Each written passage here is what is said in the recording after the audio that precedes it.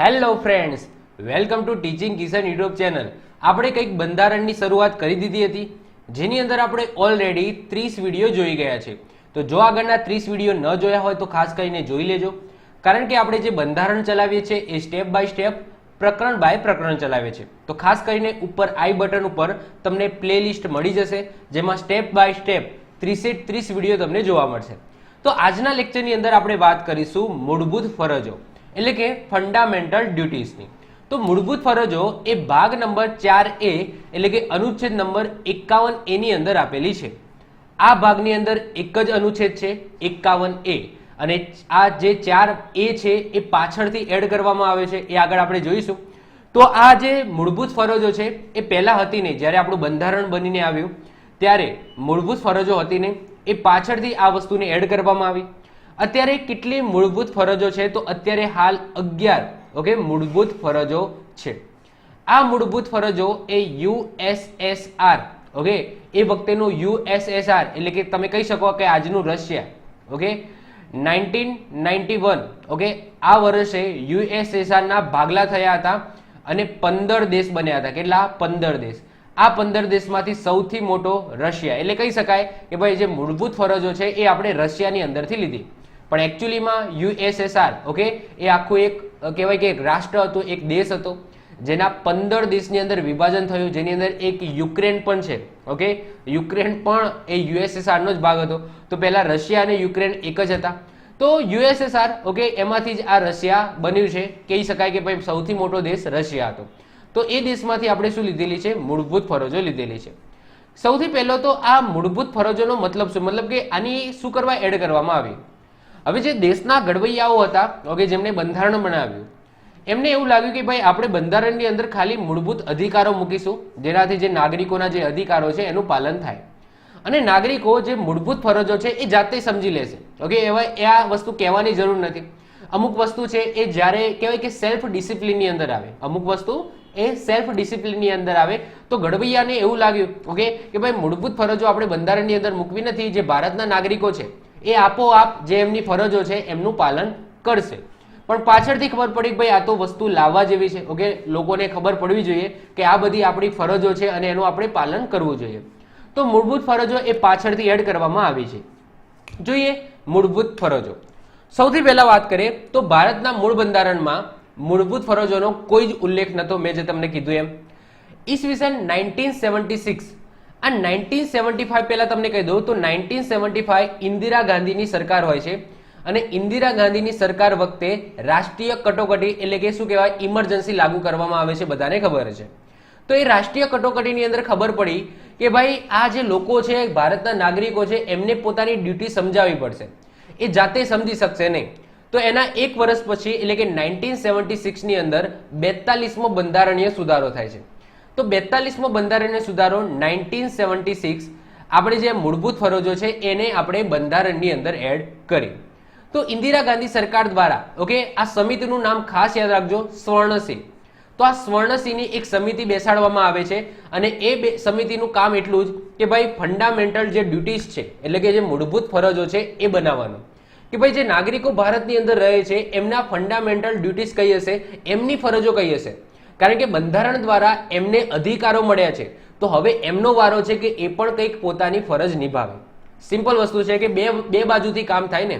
હવે સરકારે તમને મૂળભૂત અધિકારો આપ્યા છે, તો તમારે પણ સરકાર માટે કંઈક મૂળભૂત ફરજોનું પાલન કરવું પડશે। બધી વસ્તુ સરકાર કરીને શું કરશે? તમારે અમુક એવી બાબતો છે જે તમે કરી શકો છો, એ વસ્તુ તો તમારે તમારી ફરજની અંદર આવે છે અને એને તમારે કરવી જોઈએ। તો એટલા જ માટે સ્વર્ણસિંહની અધ્યક્ષતામાં એક સમિતિની રચના કરવામાં આવે છે, અને એમને કહેવામાં આવે છે કે ભાઈ તમે આ મૂળભૂત ફરજો નાગરિકોની કઈ કઈ હોવી જોઈએ એના ઉપર એક આખું લિસ્ટ બનાવો। હવે સ્વર્ણસિંહ જે છે એમની સમિતિ બેસે છે, એ બધું કરે છે અને એક આખું લિસ્ટ આપે છે। એમાં ઘણી બધી એવી ફરજો લખેલી હતી। એ ફરજોમાંથી સ્વર્ણસિંહ જે સમિતિ છે એ ફરજો, એમાં તો ઘણું બધું લાંબુ લિસ્ટ હતું। આ સ્વર્ણસિંહ સમિતિમાંથી જે સરકાર છે એને 8 ફરજો લીધી। કેટલી? 8।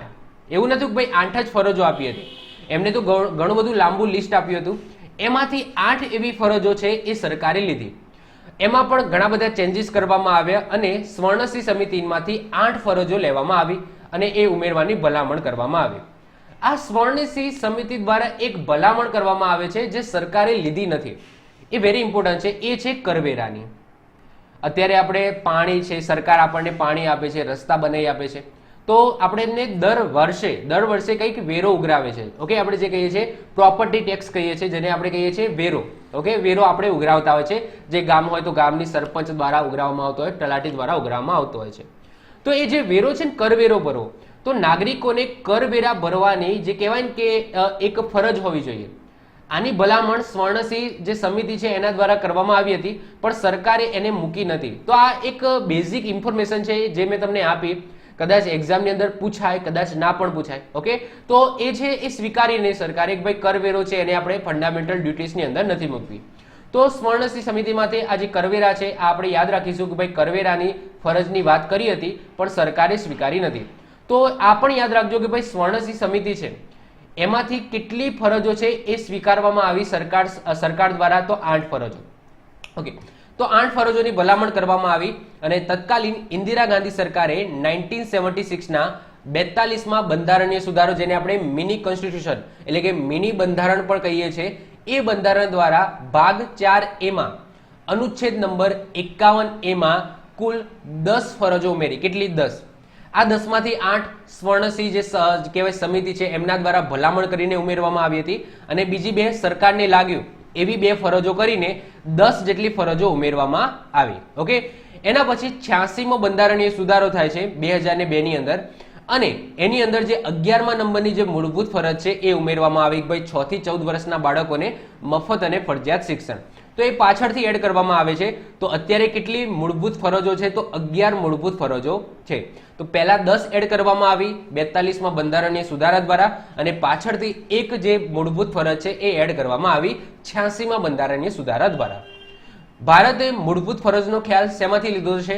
તો યુએસએસઆર એટલે કે રશિયામાંથી. જો એક્ઝામની અંદર બંનેમાંથી ગમે તે લખેલું હોય, યુએસએસઆર પણ લખેલું હોય અને રશિયા પણ લખેલું હોય, બંનેમાંથી ગમે તે એક હશે. જો કદાચ બંને હોય છે, ઓકે સર સમજી લો કે ભાઈ થોડું હાર્ડ પેપર કાઢવું છે, ઓકે, અને બંને આપ્યું, ઓપ્શન એ ની અંદર યુએસએસઆર આપ્યું અને ઓપ્શન બી ની અંદર રશિયા આપ્યું, તો આપણે યુએસએસઆર ને આપણે પહેલા ટીક કરીશું. કારણ કે જ્યારે આપણું બંધારણ બન્યું અને આ વસ્તુ જ્યારે લેવામાં આવી હતી ત્યારે યુએસએસઆર હતું. આ યુએસએસઆર ના ભાગલા પડીને રશિયા ક્યારે બને છે? 1991 ની અંદર પડે છે. ક્લિયર? તો આ યાદ રાખીશું. આપણે યુએસએસઆર ને પહેલો પ્રેફરન્સ આપીશું, રશિયાને બીજો પ્રેફરન્સ. ઓકે, જો આવું હોય તો. બાકી બંનેમાંથી ગમે તે એક જ હશે. ઓકે, તો કાં તો યુએસએસઆર હોય કાં તો રશિયા હશે. આગળ વાત કરીએ. હવે જો તમને ક્વેશ્ચન આવો પૂછાય કે લોકશાહી દેશમાં ભારત સિવાય બીજા કયા એવા દેશ ની અંદર આ મૂળભૂત ફરજોનો સમાવેશ કરેલો છે? તો જાપાન. ફરીથી રિપીટ કરું છું, લોકશાહી દેશની અંદર, લોકશાહી દેશની અંદર એટલે કે ડેમોક્રેસી દેશની અંદર, ડેમોક્રેસી કન્ટ્રીની અંદર ભારત સિવાય બીજા કયા દેશની અંદર આ મૂળભૂત ફરજો છે બંધારણના? તો યાદ રાખજો, જાપાનની અંદર. હવે તમને એવું થતું હશે કે સાહેબ આ રશિયા ને બધું કોણ છે? મતલબ રશિયા એ કોઈ લોકશાહી દેશ નથી? તો ના, યાદ રાખજો, રશિયા એક કમ્યુનિસ્ટ દેશ છે. શું છે? કમ્યુનિસ્ટ. ચાઇના પણ કમ્યુનિસ્ટ દેશ છે. આગળ મેં જ્યારે આમુક ચલાવ્યું હતું ત્યારે મેં તમને ક્લિયર કરાવ્યું હતું કે ભાઈ ડેમોક્રેસી કોને કહેવાય અને કમ્યુનિસ્ટ કોને કહેવાય. તો એમ પૂછાય લોકશાહી દેશ, એવો એકમાત્ર લોકશાહી દેશ જેની અંદર ફંડામેન્ટલ ડ્યુટીઝ છે આપણા સિવાય, તો જાપાન આવશે. ક્લિયર? આ યાદ રાખજો. રશિયા એક એવો દેશ છે તો કમ્યુનિસ્ટ દેશ છે. હવે આ બંનેની અંદર ફરક શું છે એ મેં તમને આગળ સમજાવ્યો હતો, પણ એજ ઓફ નાવ તમને ટૂંકમાં કહી દઉં છું કે રશિયા છે, ચાઇના છે, એની અંદર એક જ પાર્ટી હોય. જેમ કે આપણા ભારતની અંદર વાત કરો તો ભારત એક લોકશાહી દેશ છે, ડેમોક્રેસી છે એની અંદર. તો એકની સાથે ઘણી બધી છે, જેમ કે ભાજપ છે, કોંગ્રેસ છે. ઓકે, તો એ તમે જુઓ કે 2 પક્ષ તમને જોવા મળશે. જ્યારે રશિયામાં જાઓ, ચાઇનાની અંદર જાઓ તો એક જ પક્ષ છે. મતલબ કે રશિયાના જે પ્રધાનમંત્રી છે કે જે પ્રેસિડન્ટ છે એ જશે તો એ જ પાર્ટીમાંથી, એમની જ પાર્ટીમાંથી બીજા વ્યક્તિ આવશે. ક્લિયર? તો આવું છે ટૂંકમાં. ઓકે, તો આ વસ્તુ યાદ રાખજો. ચાઇના છે, રશિયા છે, એ કેવા દેશ છે? તો કમ્યુનિસ્ટ દેશ છે. જ્યારે ઇન્ડિયા છે, જાપાન છે, પછી અમેરિકા છે, ઓકે, તો એ બધા કેવા છે? તો લોકશાહી દેશ છે. આગળ વાત કરીએ, મૂળભૂત ફરજો ન્યાયાલય દ્વારા કાયદાકીય રૂપથી અમલ કરાવી શકાય નહીં, પરંતુ એને અમલ કરાવવા માટે સંસદ દ્વારા કાયદા ઘડી શકાય. હવે આ વેરી ઇમ્પોર્ટન્ટ વસ્તુ છે. આગળ આપણે રાજ્ય નીતિના માર્ગદર્શક સિદ્ધાંતો જોયા હતા. તો એની અંદર પણ કંઈક આવી જ વસ્તુ હતું, ભાઈ રાજ્ય નીતિના માર્ગદર્શક સિદ્ધાંતો છે એના ઉપર કામ કરવાની જવાબદારી કોની છે? રાજ્યની છે. ઓકે, રાજ્યને એ દિશામાં ચાલવું જોઈએ. હવે રાજ્ય જો એ દિશામાં નથી ચાલતી તો એને લઈને તમે કોર્ટની અંદર જઈ શકો નહીં. એ જ રીતના સમજી લો આ નાગરિકોની ફરજો આપેલી છે કે આ બધી જે ફરજો છે એ નાગરિકો માટે છે અને નાગરિકોએ આનું પાલન કરવું પડશે. પણ કોઈ નાગરિક આ મૂળભૂત ફરજોનું પાલન નથી કરતું તો એને લઈને તમે કોર્ટની અંદર જઈ શકો નહીં. આગળ આપણે ફરજો જોઈશું અને એ બધી ફરજોમાંથી સમજી લો કોઈ નાગરિક છે એ ફરજનું પાલન નથી કરતો તો તમે એ વસ્તુને લઈને કોર્ટની અંદર જઈ શકો નહીં. ઓકે, તો આ વસ્તુ ઇમ્પોર્ટન્ટ છે, યાદ રાખીશું. એક્ઝામ્પલ તરીકે વાત કરીએ કે ભાઈ 11મા નંબરની ફરજ છે. હવે 11મા નંબરની ફરજ શું કહે છે કે ભાઈ માતા પિતાએ કે વાલીએ 6 થી 14 વર્ષના બાળકને મફત અને ફરજિયાત શિક્ષણ આપો. હવે સમજી લો કોઈ માતા પિતા છે એમ સમજી લો કે એમનો જે છોકરો છે એને ભણાવવા નથી માંગતા અને એ પોતાનો કોઈ લોકલ ધંધો હોય અથવા તો જે ઘરેલું ધંધો છે એના ઉપર બેસાડી દે છે નાનપણની અંદર જ. તો એના માટે તમે એમ ના કહી શકો ભાઈ આ માતા પિતાએ એના છોકરાને 6 થી 14 વર્ષનો છે અને એને શિક્ષણ નથી આપ્યું તો એને આપણે કોર્ટની અંદર કેસ કરીએ કે ભાઈ આ માતા પિતા છે એમના ઉપર કેસ થાય. તો એવું પોસિબલ નથી. ઓકે, તો યાદ રાખજો મૂળભૂત ફરજોને લઈને કોઈ વ્યક્તિ છે એ મૂળભૂત ફરજનું પાલન નથી કરતો તો તમે કોર્ટની અંદર જઈ શકો ને કે ભાઈ આ વ્યક્તિ છે એને મૂળભૂત ફરજનું પાલન નથી કર્યું. પરંતુ સંસદ દ્વારા આ મૂળભૂત ફરજોને અમલ કરાવવા માટે કાયદા ઘડી શકાય અને સંસદે કાયદા ઘડેલા પણ છે. એની વાત આગળ આપણે કરીશું કે ભાઈ ચલો મૂળભૂત ફરજો તમને કહી દીધી કે ભાઈ મૂળભૂત ફરજોનું તમારે પાલન કરવું છે પણ એ ફરજિયાતપણે પાલન કરવા માટે અમુક કાયદા પણ સરકારે બનાવેલા છે, સંસદે બનાવેલા છે. ભાઈ આ બધા જે મૂળભૂત ફરજો છે ને એનું તો પાલન કરવું જ પડશે. જો નહીં કર્યું તો તમે દંડને ભાગીદાર ગણાશો. એ વસ્તુ આગળ આપણે ડીપમાં ભણીશું. ચલો હવે વાત કરીએ કે ભાઈ આપણી જે 11 મૂળભૂત ફરજો કઈ કઈ છે. ઓકે, બધાને આપણે ડીપમાં ભણીશું. ઓકે, તો સૌથી પહેલી જે મૂળભૂત ફરજ આવે છે એ છે બંધારણનું પાલન કરવું અને તેના આદર્શો, સંસ્થાઓ, રાષ્ટ્રધ્વજ અને રાષ્ટ્રગીતનું સન્માન કરવું. તો સૌથી પહેલો જો ક્વેશ્ચન લખેલો છે ભાઈ બંધારણનું પાલન કરવું. બંધારણની અંદર જે પણ બાબત લખેલી છે એનું સૌથી પહેલું તમારું કર્તવ્ય એ રહેશે કે તમારું જે સંવિધાન છે, જે બંધારણ છે એનું પાલન કરવું અને એને તમારે ફોલો કરવાનું છે. એની અંદર જે આદર્શોની વાત કરેલી છે, એની અંદર જે સંસ્થાઓની વાત કરી છે, પછી આપણા દેશના રાષ્ટ્રધ્વજ અને રાષ્ટ્રગીત છે કે રાષ્ટ્રગાન છે એનું પણ સન્માન કરવું આ પણ તમારી ફરજ છે. કોઈ જગ્યાએ રાષ્ટ્રગીત ચાલતું હોય અથવા રાષ્ટ્રગાન ચાલતું હોય તો સાઈડમાં ઊભા રહેવું. ઓકે, એને સન્માન આપવું. કોઈ જગ્યાએ રાષ્ટ્રધ્વજ છે સમજી લો નીચે પડી ગયેલો છે તો એને ઉઠાવવો. રાષ્ટ્રધ્વજ છે એનું સન્માન કરવું. કોઈ જગ્યાએ રાષ્ટ્રધ્વજ છે એ નીચે પડેલો હોય અથવા તો કોઈ વ્યક્તિ છે એનું અપમાન કરતો દેખાય તો તમારી ફરજની અંદર આવે છે કે ભાઈ તમારે એનું મહત્વ સમજાવવું પડે. ક્લિયર? તો આના માટે પણ સંસદે એક કાયદો બનાવેલો છે કે કોઈ વ્યક્તિ છે જે રાષ્ટ્રગીત કે રાષ્ટ્રધ્વજ છે એનું પાલન નથી કરતો તો એ દંડને ભાગીદાર ગણાશે. તો એના પછી કાયદો બનાવવામાં આવ્યો કારણ કે આ બધી વસ્તુઓ કમ્પલસરી કરવી પડે. કાલ ઉઠીને સમજી લો કોઈ વ્યક્તિ છે એ રાષ્ટ્રધ્વજનું અપમાન કરે, સમજી લો કે રાષ્ટ્રધ્વજને સળગાવે આપણી સામે તો પછી મેં આગળ એમ કીધું કે ભાઈ આ બાબતને લઈને તમે કોર્ટની અંદર ના જઈ શકો તો તમે એને શું કરી લેવાના? સમજો છો કે આ વસ્તુ ફરજ તો છે જ તમારી પણ આ વસ્તુને લીગલાઇઝ પણ કરવી પડે અને આવું જો ન કરે તો એના માટે દંડને હકદાર ગણાશે. આવો પણ કંઈક અધિનિયમ લાવવો પડે કારણ કે કાલ ઉઠીને કોઈ પણ વ્યક્તિ રાષ્ટ્રધ્વજનું અપમાન કરે તમારી સામે અને તમે કહી ના શકો કારણ કે એ રાષ્ટ્ર સમજી લો કે મૂળભૂત ફરજની અંદર આવે છે. એના માટે કોઈ અધિનિયમ નથી કે કોઈ દંડની જોગવાઈ નથી. તો કોઈ પણ વ્યક્તિ કાલ ઉઠીને રાષ્ટ્રધ્વજનું અપમાન કરતો તમને દેખાશે અને તમે એને ન્યાયાલયની અંદર પડકારી શકશો નહીં. એટલા માટે હું આગળ તમને કહીશ કે આના માટે સરકાર દ્વારા, સંસદ દ્વારા એક અધિનિયમ પણ બનાવવામાં આવે છે કે કોઈ પણ વ્યક્તિ છે એ રાષ્ટ્રધ્વજ કે રાષ્ટ્રગીતનું જો અપમાન કરે છે તો એ દંડને ભાગીદાર ગણાશે. બીજા નંબરની ફરજ કઈ છે? રાષ્ટ્રીય સ્વતંત્રતા માટે આપણા રાષ્ટ્રીય આંદોલનો પ્રેરિત ઉમદા આદર્શોની કદર અને પાલન કરવું. સિમ્પલ વસ્તુ છે કે ભાઈ આપણા દેશ ઉપર ઓકે જે બ્રિટિશરોએ શું કર્યું હતું તો સારું એવું શાસન કર્યું હતું અને આપણા જે ઘડવૈયાઓ છે, ગાંધીજી છે, ઘણા બધા એવા કહેવાય કે સ્વતંત્રકારી છે એમને આપણને શું કરાવી? આઝાદ કરાવ્યા. તો આપણે એ આઝાદીનું શું કરવી જોઈએ? કદર કરવી જોઈએ. ઓકે, સિમ્પલ વસ્તુ તમે જુઓ કે ભાઈ કઈ રીતના આપણને આઝાદી મળી છે બધાને ખબર છે.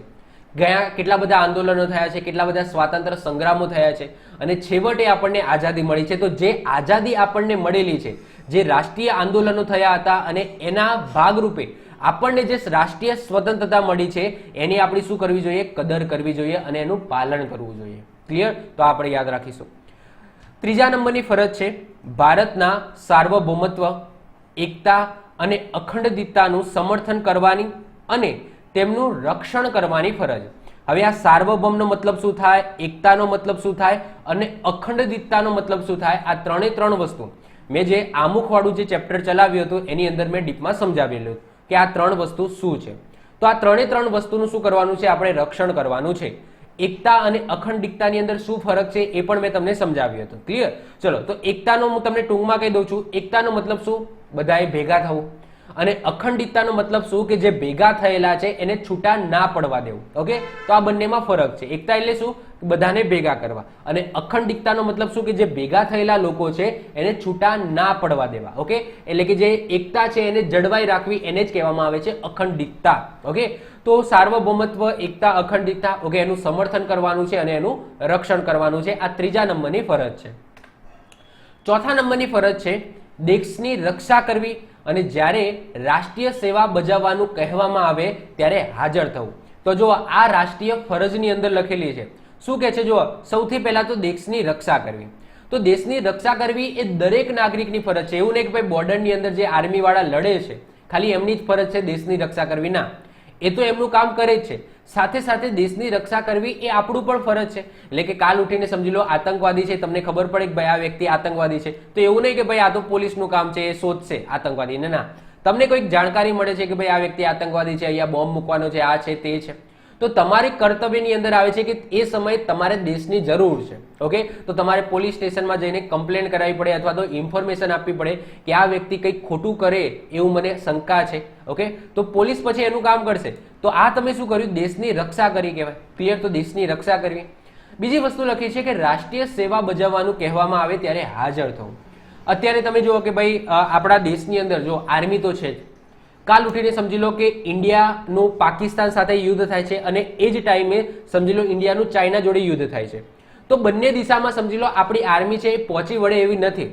તો કાલ ઉઠીને સરકાર તમને કહે કે ભાઈ જે પણ લોકો સ્વેચ્છાપૂર્વક આપણે આર્મીની અંદર તત્કાલીન જોડાવા માંગતા હોય તો જોડાઈ શકે છે. તો એવા સમયે તમારી ફરજની અંદર રહેશે કે સમજી લો કે તમે હસ્તપુસ્ત છો, તમે લડી શકો એવા છો, તો તમારે એ સમયે રાષ્ટ્રની સેવા કરવી જોઈએ. ઓકે, અને આર્મીની અંદર એ જ ટાઈમ ઓકે તમારે ભરતી થઈ જવું જોઈએ.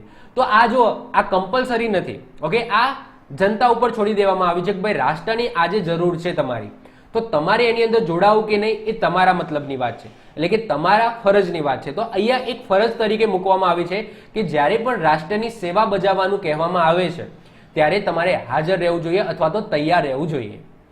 ઈ પાંચમા નંબરની ફરજ શું કહે છે? તો ભારતમાં તમામ લોકોના ધાર્મિક, ભાષાકીય, પ્રાદેશિક અથવા સાંપ્રદાયિક ભેદોથી ઉપર રહીને તમારે જુઓ આ ભેદોથી ઉપર એટલે કે એનો મતલબ શું કે આની અંદર તમારે શું કરવાનું છે? ભેદભાવ કરવાનો નથી, એનાથી પરે રહેવાનું છે કે ભાઈ આ ધર્મનો છે, આ વ્યક્તિ આ ધર્મનો છે, આ વ્યક્તિ આવી ભાષા બોલે છે, આ વ્યક્તિ આ પ્રદેશમાંથી આવેલો છે અથવા તો આ વ્યક્તિ આ ધર્મનું માને છે. ઓકે, તો એ બધા જે ભેદોભાવ છે એનાથી તમારે ઉપર રહેવાનું છે, એટલે કે એનાથી પરે રહેવાનું છે. તો તમારી જે માનસિકતા છે આને લઈને ઓકે એને તમારે કાઢી નાખવાની છે કે કારણ કે બધા ધર્મના લોકો એક જ છે, બધા ભાષા બોલતા લોકો એક છે, બધા તો છે તો ઇન્ડિયન ને, છે તો પાછળથી ભારતીય ને. ઓકે, તો આનાથી તમારે પરે રહેવાનું છે. ભારતમાં તમામ લોકોનો સુમેળ અને સમાન બંધુત્વની ભાવનાથી વૃદ્ધિ કરવાની છે. બધાએ ભેગા મળીને સારા સંબંધો બનાવવાના છે અને સાથે ગ્રો કરવાનું છે. સ્ત્રીઓનું એ જો સ્ત્રીઓના ગૌરવને નુકસાન કરે તેવા વ્યવહારો તજી દેવા છે. જે તમારે જે સ્ત્રીઓ છે ઓકે એનું જે ગૌરવ છે, એની માન સન્માન છે એ જળવાઈ રહે. ઓકે, તમારે એવું કામ કરવાનું છે, એવું અનિશ્ચિત કામ નથી કરવાનું જેનાથી કોઈ સ્ત્રી છે એ શર્મિંદગી અનુભવે અથવા તો કોઈ સ્ત્રી છે એના તમે સમજી લો કે એના સાથે દુર્વ્યવહાર કરો. તો તમારે એવું કામ કરવાનું નથી. તો જુઓ આ વસ્તુ છે ને એ ફરજની અંદર તો છે જ, સાથે સાથે આના માટે એક અધિનિયમ પણ છે. ઓકે, અધિનિયમ પણ બનાવવામાં આવે છે, જેમ કે આપણો આઈપીસી છે. ઓકે, તો આઈપીસી ની અંદર આ વસ્તુ લખેલી છે કે ભાઈ કોઈ પણ વ્યક્તિ છે એ સ્ત્રીની છેડતી કરતા પકડાશે તો એને સજા થશે. તો આપણી ફરજની અંદર તો છે, પણ ખાલી ફરજની અંદર નથી, આ અધિનિયમની અંદર પણ મૂકવામાં આવે છે. કારણ કે કાલ ઉઠીને કોઈ વ્યક્તિ છે એ સ્ત્રીને સમજી લો ગૌરવને નુકસાન કરે અને પછી એ વ્યક્તિ કે આ તો ખાલી ફરજ હતી ને, આમાં કેવું છે કે ભાઈ ફરજ છે એનું બધાએ પાલન કરવું. ઓકે, આ તો ફરજ હતી એટલા માટે મેં એને છેડી. ક્લિયર? તો એવું ના કરવું જોઈએ. તો અહીંયા તમે જુઓ કે સ્ત્રીના ગૌરવ કરવું એ આપણે ફરજની અંદર તો મૂક્યું, પણ આ વસ્તુ આઈપીસીની ધારાની અંદર પણ મૂકેલું છે કે જો કોઈ વ્યક્તિ આવું કરતા પકડાશે તો એને સજા એટલે કે દંડ પણ થશે. એફ, છઠ્ઠા નંબરની ફરજ શું કહે છે? તો દેશની સંયુક્ત સંસ્કૃતિના સમૃદ્ધ વારસાનું મૂલ્ય સમજીને તેની જાળવણી રાખવાની ફરજ. જેમ કે તાજમહેલ છે, બીજા ઘણા બધા એવા કહેવાય કે આપણા સાંસ્કૃતિક વારસાઓ છે, તો એનો આપણે જાળવણી કરવી જોઈએ. સરકાર તો એની રીતે કરશે. ઓકે, સરકાર તો અધિનિયમો બનાવશે, પગલાં લઈને એ બધા જે કહેવાય સંસ્કૃતિ જે આપણી જે દેશથી સમજી લો પ્રાચીન કે ઐતિહાસિક જે સાંસ્કૃતિક સ્થળો છે એનું તો એ રક્ષણ કરશે જ, પણ આપણી પણ ફરજમાં આવે છે કે આ બધી વસ્તુની જાળવણી કરીએ. આગળ વાત કરીએ, સાતમા નંબરની ફરજ, જંગલો છે, તળાવો છે, નદીઓ છે અને વન્ય પશુ પંખીઓ છે સહિત કુદરતી પર્યાવરણનું જતન કરવાની, તેમની સુધારવાની તેમજ જીવો પ્રત્યે કરુણા રાખવાની પણ તમારી ફરજ છે. જંગલો છે, જંગલો તમારે કાપવા ના જોઈએ. તળાવો, નદીઓ એને પ્રદૂષિત કરવી ના જોઈએ. વન્ય જે પશુ પંખીઓ છે એનું જતન કરવું જોઈએ. કુદરતી જે પર્યાવરણ છે એનું જતન કરવું જોઈએ. વૃક્ષો વાવવા જોઈએ. એની અંદર વધારા જે છે એના કરતાં એની અંદર સુધારા કે વધારા કરવા જોઈએ. અને જે જીવો છે ઓકે એના પ્રત્યે કરુણા દાખવવી જોઈએ. એવું નહીં કે ભાઈ ચામડાની જરૂર છે તો કોઈ પણ પ્રાણીને મારી નાખો, એમાંથી ચામડું લઈ લો, તો એવી નહીં. કોઈ પણ જીવ હોય એના પ્રત્યે કરુણા દાખવવી જોઈએ. આગળ વાત કરીએ વૈજ્ઞાનિક સ્વભાવ. ઓકે, જોઈએ આઠમા નંબરની ફરજ શું કહે છે? વૈજ્ઞાનિક સ્વભાવ રાખીએ, માનવતાવાદ અને જિજ્ઞાસા એટલે કે તર્ક તથા સુધારાની ભાવના વિકસાવીએ. હવે આ શું કહેવા માંગે છે? તો તમારી જે મનોબુદ્ધિ છે, તમારો જે સ્વભાવ છે એ વૈજ્ઞાનિક સ્વભાવ હોવો જોઈએ. હવે આની કોઈ પ્રોપર ડેફિનેશન તમને બંધારણની અંદર નહીં જોવા મળે. તો અમુક એવા શબ્દો આની અંદર મૂકી દીધા છે ને કે જેનો કોઈ મતલબ અથવા તો પ્રોપર મતલબ એ બંધારણની અંદર લખેલો નથી. તો વૈજ્ઞાનિક સ્વભાવ હોવો જોઈએ એવું શબ્દ યુઝ છે. માનવતાવાદ હોવો જોઈએ. હવે જુઓ અહીંયા બે વસ્તુ હોય, એક હોય છે માનવવાદ અને બીજો હોય છે માનવતાવાદ. માનવવાદનો મતલબ શું કે મનુષ્યથી મનુષ્ય પ્રત્યે જે કરુણાની ભાવના રાખે છે, જે પ્રેમ ભાવ રાખે છે, તો એને માનવવાદ કહીશું. ઓકે, હવે માનવતાવાદ એટલે શું? તો માનવતાવાદની અંદર મનુષ્યની સાથે સાથે સમજી લો કે ઘણા બધા પશુ પંખી આવી ગયા, દરેક જીવો આવી ગયા. તો આપણે માનવતાવાદનો અંદર શું મતલબ કાઢીશું? તો મનુષ્ય છે, જે બીજા મનુષ્ય છે એના પ્રત્યે તો આપણે કરુણા દાખવવાની છે. આના સાથે જેટલા પણ જીવો છે, પશુ પંખીઓ છે, એના પ્રત્યે પણ આપણે માનવતા દાખવવાની છે. એવું નહીં કે ભાઈ કૂતરો છે તો મારીએ. ઓકે, ઘણા બધા એવું કરતા હોય છે. સોસાયટીની અંદર જેવું કૂતરું આવે લાકડી લઈને પાછળ પડી નાખશે, ધોઈ નાખશે, એને કંઈ કર્યું પણ ના હોય, ઓકે, ધોઈ નાખશે. તો એ બધું નથી કરવાનું તમારે. તો માનવતાવાદ તમારે રાખવાની છે. જિજ્ઞાસા એટલે કે તર્ક તથા સુધારાની ભાવના રાખવાની છે. હવે જિજ્ઞાસા એટલે કે તર્કની વાત થાય છે. હવે આ શું કહેવા માંગે છે? સમજી લો કે કાલ ઉઠીને કોઈ બાબત તમારા જોડે આવે છે, તો એકચ્યુઅલી એ સાચી છે કે ખોટી એ પહેલા તમારે સમજવાનું છે, એનું તર્ક કાઢવાનું છે, એના પછી તમારે આગળ કરવાનું છે. કારણ કે અમુક બાબતો શું હોય છે, કોઈ એવી ગંભીર સમસ્યા ચાલતી હોય તો જે અફવા છે ને એ અફવા ફેલાઈ જતી હોય છે. તો એ ફેલાય નહીં એટલા માટે અહીંયા કદાચ ક્યાંક ને ક્યાંક આ વસ્તુ લખવામાં આવી છે કે તમારા જોડે કોઈ બાબત કે ઇન્ફોર્મેશન પહોંચે છે તો તમારે પહેલા તર્ક કે જિજ્ઞાસા વૃત્તિથી તમારે જોવાનું છે કે એકચ્યુઅલી જે વસ્તુ છે એ સાચી છે, ખોટી છે કે અફવા છે. એના પછી તમારે આગળ એને ફોરવર્ડ કરવાની છે કે કહેવાની છે. તો જિજ્ઞાસા કે તર્ક વૃત્તિ તમારે રાખવાની છે અને સુધારણાની ભાવના પણ તમારે વિકસાવવાની છે. તો આ વસ્તુ કહેવા માંગે છે. નવમા નંબરની ફરજ શું કહે છે? જાહેર મિલકતનું રક્ષણ કરવાની અને હિંસાનો ત્યાગ કરવાની ભાવના. જ્યારે પણ કોઈ આંદોલન થાય છે તો એ આંદોલનની અંદર બે વસ્તુ થાય, એક હિંસા થાય અને એક જાહેર મિલકતનું નુકસાન થાય. તો બંનેમાંથી એક પણ વસ્તુ આપણે કરવાની નથી. સૌથી પહેલા તમારે આંદોલન કરવા હોય તો ગાંધીજીના માર્ગે કરવાના છે, શાંતિથી કરવાના છે, જે આપણે કરીએ છીએ. આપણા જોડે સમજી લો કે સ્ટુડન્ટ છે, આપણા જોડે સમજી લો કે કઈ અનીતિ થાય છે તો આપણે શું કરીએ છીએ કે આપણે સચિવાલય જઈએ છીએ, ભેગા થઈએ છીએ, શાંતિથી આપણે પ્રદર્શન કરીએ છીએ, એટલે કે ગાંધી માર્ગે ચાલીએ છીએ. હવે હિંસા છે એ હિંસા તમે જુઓ તો હિંસાનો માર્ગ કોણ અપનાવે છે? તમે જોયા હોય તો કે હમણાં ખેડૂતનું એક બિલ આવ્યું હતું જેની અંદર તમે જુઓ કે જે ખેડૂતો છે દિલ્હી પહોંચી ગયા હતા. ક્યાંક ને ક્યાંક હિંસાનો તમે જુઓ કે હિંસાનો ભાવ જોવા મળતો હતો. તો તમને આંદોલન કરવાનું કોઈ ના નથી પાડતું અને ઇવન આંદોલન તો કરવા જ જોઈએ. ઓકે, સમજી લો કે તમારા વિરુદ્ધ કોઈ કાયદો કે સરકાર કઈ પણ વસ્તુ કરે છે અને તમને એ વસ્તુ યોગ્ય નથી લાગતી તો તમારે આંદોલન કરવા જ જોઈએ. એની ના નથી. ગાંધીજી પણ કહેતા હતા, ઓકે, ગાંધીજીને પણ કંઈ ગમતું ના હોય સરકાર દ્વારા, બ્રિટિશ સરકાર દ્વારા, તો એ આંદોલનનો માર્ગ અપનાવતા હતા. તો એ માર્ગની છુટ્ટી છે કે તમારે ગાંધી માર્ગે જે પણ આંદોલન કરવા હોય, જે પણ વિરોધ કરવા હોય એ કરો, પણ જે હિંસાનો માર્ગ છે એ ક્યારે પણ અપનાવવો જોઈએ નહીં. બીજી વસ્તુ કે જાહેર મિલકતનું તો ક્યારે પણ નુકસાન કરવું જોઈએ નહીં. જેમ કે તમે જુઓ કે અમુક હિંસક આંદોલનની અંદર બસો સળગાવી દેવામાં આવે છે, પછી સમજી લો કોઈ જાહેર મિલકત હોય, કોઈ બિલ્ડિંગ હોય જાહેર, એને નુકસાન કરવામાં આવે છે. તો એ પૈસા ક્યાંથી જ આવે છે? આપણામાંથી જ આવે છે ને.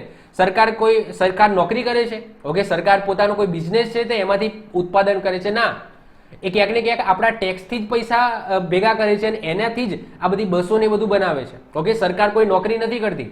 તમે ક્યાંય જોયું કે ભાઈ સરકાર છે એ સરકારનું આ ઉત્પાદન છે કે આ ધંધો છે એનાથી એમને આવક થાય છે? ના. ઓકે, જે પણ આવક છે, જે પણ વસ્તુઓ છે, બધી કોની છે? પબ્લિકની છે. પબ્લિકના વેરા છે એ ભેગા કરે છે. અથવા તો સમજી લો કોઈ જમીન છે, જમીનમાંથી ગેસ નીકળ્યો તો એ જે સરકાર છે એ લઈ લે છે અને એનું જે ઉત્પાદન કરીને વિદેશોમાં વેચે છે. ઓકે, તો જે સરકાર છે એ સરકાર શું કરે છે? ઘઉંનું એક્સપોર્ટ કરે છે બીજા દેશમાં. તો એ ઘઉં ક્યાંથી આવે સરકાર જોડે? ક્યાંક ને ક્યાંક ખેડૂત પાસેથી જ આવે ને. ઓકે, ખેડૂત જ એનું ઉત્પાદન કરે છે. તો બધી વસ્તુ એ પબ્લિકલી જ આવે છે સરકાર જોડે અને એ બધી જાહેર મિલકત જ કહેવાય. અને જાહેર મિલકતનું ક્યારે પણ નુકસાન કરવું જોઈએ નહીં, કારણ કે એ આપણા પૈસામાંથી જ જાય છે, એટલું સમજી લેવું. ક્લિયર? તો જાહેર મિલકતનું રક્ષણ કરવું અને હિંસાનો ત્યાગ કરવો એ પણ આપણી 9મા નંબરની ફરજ છે. 10મા નંબરની ફરજ, વ્યક્તિગત અને સામૂહિક પ્રવૃત્તિના તમામ ક્ષેત્રમાં શ્રેષ્ઠતા તરફ પ્રગતિશીલ રહેવું, કે જેથી રાષ્ટ્ર સતત પ્રયત્નો અને એમની જે સિદ્ધિઓ છે, ઓકે, એને ઉચ્ચ સ્તરે પહોંચાડે. હવે આ શું કહેવા માંગે છે? તો સરકાર છે એ સરકાર તો પોતાની રીતના પ્રગતિશીલ રહે છે અને આગળ પ્રગતિ કરે છે, પણ અહીંયા એમ કહેવા માંગે છે કે તમારે વ્યક્તિગત રીતે અથવા તો સામૂહિક એટલે કે સંગઠન બનાવીને પણ તમારે કોઈ પણ ક્ષેત્રની અંદર તમારે શું કરવી જોઈએ? પ્રગતિ કરવી જોઈએ. હવે તમને એક મસ્ત એવું ઉદાહરણ આપું. તમે જુઓ યુએસએ, ઓકે, યુએસએ ની અંદર તમે જુઓ કે નાસા તો કંપની છે જ. ઓકે, નાસા એમની કેવી કંપની છે? તો ગવર્મેન્ટ કંપની છે. આના સાથે સાથે હું તમને કહું કે ઇલોન મસ્ક, તમને વ્યક્તિનું નામ સાંભળ્યું જશે. ઓકે, તો ઇલોન મસ્ક છે એને પોતાની સ્પેસએક્સ નામની કંપની બનાવી છે. હવે આ જે સ્પેસએક્સ કંપની છે ને એ ટોટલી કેવી છે? પ્રાઇવેટ છે. તો એ પ્રાઇવેટ કંપની, તમે વિચાર કરો કે જે નાસા જે કામ કરે છે એ દેશમાં કોઈ પ્રાઇવેટ કંપની એનું કામ કરે છે, એવું જ કામ કરે છે. તો એ કેટલા ગર્વની વાત કહેવાય કે કોઈ વ્યક્તિ છે એને કોઈ કંપની બનાવી અને જે ગવર્મેન્ટ જે કામ કરે છે એના કહેવાય કે બરાબરનું કામ એ કંપની કરે છે. તો એ જ વસ્તુ આ જેની અંદર કહેવામાં આવે છે કે ભાઈ જે સરકાર છે એ સરકારે ઈસરો કે બીજી ઘણી બધી કંપનીઓ બનાવી જ છે, પરંતુ કોઈ મનુષ્ય છે એ જે ગવર્મેન્ટ સાથે જોડાયેલું નથી, પોતાનું કોઈ ખાનગી બિઝનેસ કરે છે. તો એ ખાનગી બિઝનેસ દ્વારા પણ ક્યાંક ને ક્યાંક પ્રગતિશીલ રહેવું જોઈએ અને રાષ્ટ્રના જે ધ્યેય છે એને પ્રાપ્ત કરવા જોઈએ. તો તમે જુઓ કે ભાઈ મુકેશભાઈ અંબાણી છે, પછી ટાટા છે, તો એ બધા કેવી છે? પ્રાઇવેટ કંપનીઓ છે. તો એ કઈ રીતના પોતાનો જો રાષ્ટ્રને હેલ્પ કરે છે. કાલ ઉઠીને સમજી લો કોઈ વસ્તુ બનાવી હોય તો એ ટાટા કંપની બની આવશે, એનું એક્સપોર્ટ થશે બહાર. ઓકે, તો અહીંયા તમે જુઓ કે બીજી ઘણી બધી એવી પ્રાઇવેટ કંપનીઓ છે આપણા ભારતની અંદર જે સરકાર જોડે હાથથી હાથ મિલાવીને ચાલે છે. ઓકે, સરકાર માટે ઘણો એવું કંઈક કાર્ય કરી આપે છે.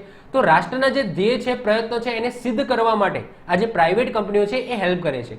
તો આ વસ્તુ દરેક નાગરિકની ફરજની અંદર રહેશે.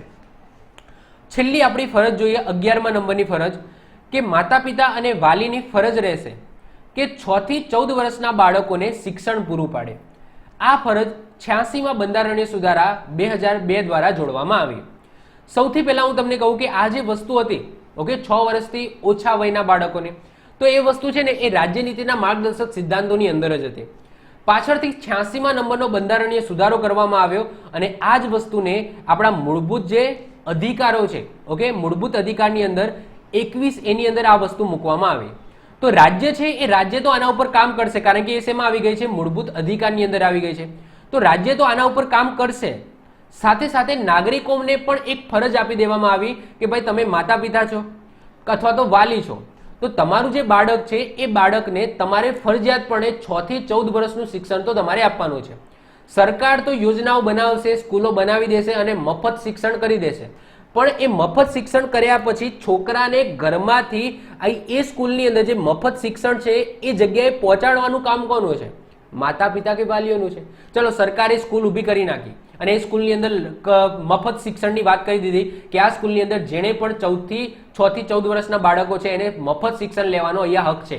ઓકે, તો બિલ્ડિંગ ઊભું કરી નાખ્યું, ટીચરો પણ ગોઠવી નાખ્યા અને કહી દીધું ભાઈ જેને પણ 6 થી 14 વર્ષનું બાળક ઓકે એને પ્રાથમિક શિક્ષણ લેવું હોય તો આ બિલ્ડિંગ છે. ઓકે, પણ એ બિલ્ડિંગની અંદર જે બાળકો છે એને લાવવાનું કામ કોનું છે? તો માતા પિતા અને વાલીઓનું છે. તો એટલા માટે પહેલા તો માતા પિતા અને વાલીઓની ફરજ રહેશે કે તમારું જે બાળક છે એને એટલીસ્ટ 6 થી 14 એટલે કે જે પ્રાથમિક શિક્ષણ છે એ તો તમે આપો. ક્લિયર? તો આ વસ્તુ પણ આપણે ફરજની અંદર એડ કરી છે. તો આપણી આ 11 ફરજો છે. આ કેટલી છે? 11 આપણી ફરજો છે. જો રિસેન્ટલી જે બિન સચિવાલયની એક્ઝામ હતી ને, આ બિન સચિવાલયની એક્ઝામની અંદર આ વસ્તુ એડ કરવામાં, આ મતલબ કે આ ક્વેશ્ચન પૂછાઈ ગયો.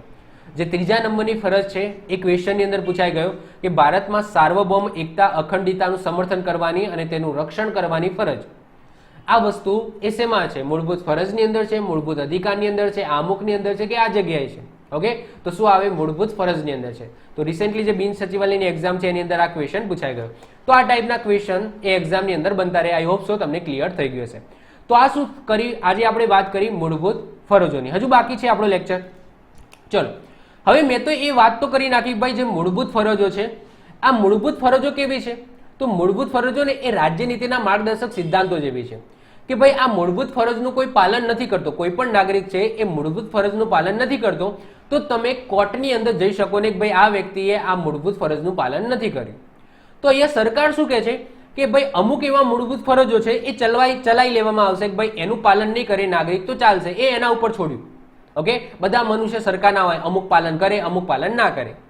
પણ અમુક એવી મૂળભૂત ફરજો છે એનું તો કમ્પલસરી પાલન કરવું જ પડશે, બાકી તમને દંડ થશે. જેમ કે જો આગળ વાત કરી સ્ત્રીના ગૌરવની, તો એનું તમારે ફરજની અંદર તો મૂકી, પણ એના માટે અધિનિયમ પણ બનાવ્યો કે કાલ ઉઠીને કોઈ વ્યક્તિ એનું જો પાલન નથી કરતો, કોઈ છોકરીની છેડતી કરે છે તો એ દંડને પાત્ર ગણાશે. ઓકે, તો અમુક એવી બાબતો છે જે મૂળભૂત ફરજની અંદર છે તો એને અધિનિયમ દ્વારા કમ્પલસરી કરવામાં આવી, તો એ આપણે હવે જોઈશું. તો મૂળભૂત ફરજો એ માત્ર ભારતના પહેલા તો નાગરિકોને જ પ્રાપ્ત છે, વિદેશીને લાગુ પડતી નથી. તો યાદ રાખજો, ભારતના નાગરિકો એટલે કે ખાલી જે જોડે ભારતનું સિટીઝનશીપ છે ઓકે એમને જ આ મૂળભૂત ફરજો એમના માટે છે, જે વિદેશથી લોકો આવે છે એમના માટે નથી. મૂળભૂત ફરજો એ ન્યાયાલય દ્વારા અમલ કરાવી શકાય નહીં. ઓકે, ફોર્સફુલી ન્યાયાલય દ્વારા એને અમલ કરાવી શકાય નહીં. એટલા જ માટે આ જે મૂળભૂત ફરજો છે ને એમને રાજ્ય નીતિના માર્ગદર્શક સિદ્ધાંતો સાથે સરખાવવામાં આવે છે. કેમ? કારણ કે રાજ્ય નીતિના જે માર્ગદર્શક સિદ્ધાંતો હતો એમને પણ ઓકે ન્યાયાલયની અંદર પડકારી શકાતા નથી. જો રાજ્ય નીતિના માર્ગદર્શક સિદ્ધાંતો એ કોના માટે હતા? તો સરકાર માટે હતા, કે સરકારે આ જે રાજ્ય નીતિના માર્ગદર્શક સિદ્ધાંતો છે એ અનુસાર ઓકે પોતાનું શું કરવાનું છે? વહીવટ ચલાવવાનો છે, પોતાની ગવર્મેન્ટ ચલાવવાની છે. મૂળભૂત ફરજો કોના માટે છે? તો નાગરિકો માટે છે. આટલું ફરક છે. મૂળભૂત ફરજો એ નાગરિકો માટે બનાવેલી છે, રાજ્ય નીતિના માર્ગદર્શક સિદ્ધાંતો એ સરકાર માટે છે. અને આ બંને માટે કોર્ટની અંદર જઈ શકાય નહીં. જો આ બાબત રાજ્ય નીતિના માર્ગદર્શક સિદ્ધાંતોની અંદર કોઈ બાબત લખેલી છે અને સરકાર એનું પાલન ના કરે તો પણ તમે કોર્ટની અંદર ના જઈ શકો, અને મૂળભૂત ફરજો છે એનું પાલન નાગરિક ના કરે તો પણ તમે કોર્ટની અંદર જઈ શકો નહીં. આગળ વાત કરીએ, ઘણા કિસ્સામાં સુપ્રીમ કોર્ટે જણાવ્યું કે મૂળભૂત અધિકાર જેટલા મહત્વના છે એટલા જ મહત્વના મૂળભૂત ફરજો પણ છે, જેથી સરકારે વર્મા સમિતિની રચના કરી અને એમને નીચે મુજબની જોગવાઈ દર્શાવી. જો સુપ્રીમ કોર્ટને એવું લાગ્યું કે ભાઈ મૂળભૂત અધિકાર નાગરિકોને મળ્યા છે તો ખાલી આપણે જ ભોગવવાનું, મતલબ કે સરકાર છે એ સરકારે ખાલી આપવાનું જ, આપણે નાગરિક તરફથી પણ કોઈ થોડી એક્સપેક્ટેશન રાખીએ ને કે ભાઈ નાગરિક પણ એનું કર્તવ્ય છે, એમની જે ડ્યુટી છે એ નિભાવશે. ઓકે, તો એટલા જ માટે શું કીધું કે ભાઈ સુપ્રીમ કોર્ટે કીધું કે ભાઈ આપણે મૂળભૂત અધિકાર એ નાગરિકોને આપેલા છે, તો એવી જ કંઈક બાબત છે કે એ પણ જે મૂળભૂત ફરજો છે એનું પાલન કરે. ઓકે, એટલા માટે એક સમિતિની રચના કરવામાં આવી, વર્મા સમિતિ. આ વર્મા સમિતિની એટલા માટે રચના કરવામાં આવી હતી કે ભાઈ અમુક એવી જે મૂળભૂત ફરજો છે એ મૂળભૂત ફરજોને આપણે કમ્પલસરી કરવાની છે. ઓકે, એટલે કે એવી જે બાબતો છે એનું પાલન ફરજિયાતપણે શું કરવું પડશે? નાગરિકે કરવું પડશે અને કરવું જ પડશે. જો નહીં કરે તો એ દંડને ભાગીદાર ગણાશે. તો એમને કઈ નીચે મુજબની જોગવાઈઓ કરી એ આપણે જોઈએ. કયા કયા અધિનિયમો બનાવવામાં આવે એ હવે જોઈએ. સૌથી પહેલા છે રાષ્ટ્રીય ગૌરવ અપમાન નિવારક અધિનિયમ 1971. એની અંદર એડ કરવામાં આવી કે કોઈ પણ વ્યક્તિ ભારતનું બંધારણ એનું અપમાન કરશે, કોઈ પણ વ્યક્તિ રાષ્ટ્રીય ગાન રાષ્ટ્રીય ધ્વજનું જો અપમાન કરશે તો એ દંડને ભાગીદાર ગણાશે. ઓકે, કોઈ પણ વ્યક્તિ એ ભારતના સંવિધાન, ભારતના રાષ્ટ્રગાન કે ભારતના રાષ્ટ્રધ્વજ એનું અપમાન કરતો જણાશે ભારતની અંદર, તો આ અધિનિયમ મુજબ એને દંડ મળશે, એટલે કે દંડને પાત્ર ગણાશે. આગળ બીજી જોઈએ, ભારતીય દંડ સંહિતા 1860 એટલે કે આઈપીસી 1860 ની વાત થાય છે. આઈપીસી 1860 મેં આખી આઈપીસી એ આપણી યુટ્યુબ ચેનલની અંદર ફ્રીમાં ચલાવેલી છે. 16 કલાકનો વિડીયો છે, જોઈ લેજો, જે પણ પોલીસની તૈયારી કરે છે એમના માટે છે. તો રાષ્ટ્રીય અખંડિતતા, આક્રમક ગતિવિધિ પર પ્રતિબંધ મૂકે છે તથા સજાની પણ જોગવાઈ કરેલી છે. આઈપીસીની અંદર જેટલી પણ ગુનાઓ છે, જેટલા પણ ક્રાઇમ છે, એ ક્રાઇમની વાત કરવામાં આવી છે અને એ ક્રાઇમને લઈને કઈ કઈ સજાઓ મળશે એની પણ વાત કરવામાં આવી છે. તો જે લોકો પોલીસ બનવા માંગે છે, પીએસઆઈ કે કોન્સ્ટેબલ કે પીઆઈની તૈયારી કરે છે, એ લેક્ચર જોઈ શકે છે. તો આગળ વધીએ.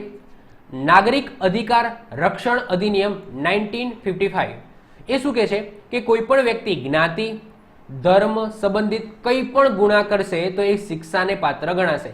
આગળ આ જ વસ્તુ આપણે ફરજની અંદર પણ જોઈ કે ભાઈ જ્ઞાતિ, ધર્મ છે એને લઈને કોઈએ ભેદભાવ કરવાના નથી, પણ જો કોઈ વ્યક્તિ ભેદભાવ કરતો જણાય છે, ઓકે, તો એ શિક્ષાને પાત્ર કહેવાશે. એ આ અધિનિયમ મુજબ કમ્પલસરી કરવામાં આવ્યું.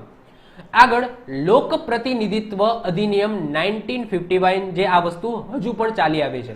શું કહે છે? જો લોક પ્રતિનિધિત્વ એનો મતલબ શું કે ભાઈ કોઈ પણ વ્યક્તિ જે એમપી છે, એમએલએ છે, એમની વાત થાય છે કે એમપી અને એમએલએ અથવા તો કોઈ સરપંચ છે જે ચૂંટણી લડે છે, મતલબ કે ચૂંટણી લડતા જેટલા પણ ઉમેદવારો છે તો એને આપણે શું કહીશું? લોક પ્રતિનિધિત્વ કહીશું. તો લોક પ્રતિનિધિત્વ અધિનિયમ 1951 ની અંદર શું કીધું છે કે કોઈ પણ વ્યક્તિ ધર્મના આધારે મત માંગવા, ઓકે, કોઈ વ્યક્તિ છે, સમજી લો કે કોઈ એરિયા છે એની અંદર હિન્દુ છે એ 90% છે અને 10% મુસલમાન છે. હવે એની અંદર સમજી લો એ વ્યક્તિ ઊભો થઈને ભાષણ આપે કે આપણે શું કરીશું? હિન્દુ તરફેણના કામ કરીશું. જો હું જીતી જઈશ, ઓકે, જો હું જીતી જઈશ તો જે મુસલમાનો છે એમને આ એરિયામાંથી કાઢી મૂકીશ, અથવા તો સમજી લો કે આપણે હિન્દુ ધર્મમાં ઘણા બધા મંદિરો બનાવીશું. મતલબ કે ચૂંટણી જીતવા માટે ધર્મનો સહારો લે છે, ઓકે, એવા લોકોની વાત થાય છે.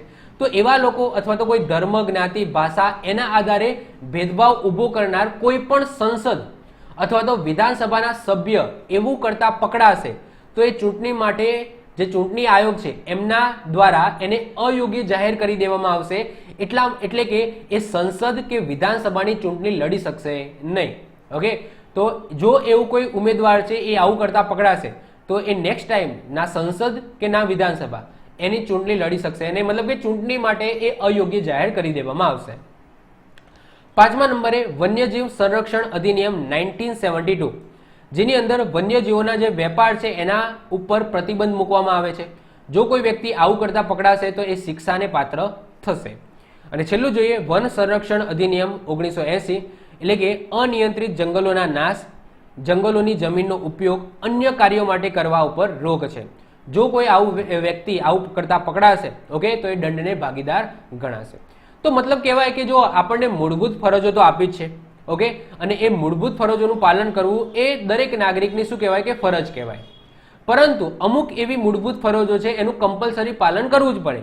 કારણ કે કાલ ઉઠીને કોઈ પણ વ્યક્તિ કોઈ પણ સમજી લો પ્રાણીને મારી નાખે, ઓકે, શિકાર માટે મારી નાખે, અથવા તો કોઈ જંગલો છે જંગલોનો નાશ કરે અને પછી કાલ ઉઠીને લઈ જવામાં આવે કોર્ટની અંદર અને પછી કે ભાઈ આ તો મારી મૂળભૂત ફરજ હતી અને મૂળભૂત ફરજ માનવી ના માનવી એ મારા ઉપર છે, ઓકે, મેં નથી માનવી એટલા માટે મેં જંગલ કાપ્યું. તો એવું ના હોવું જોઈએ, ઓકે.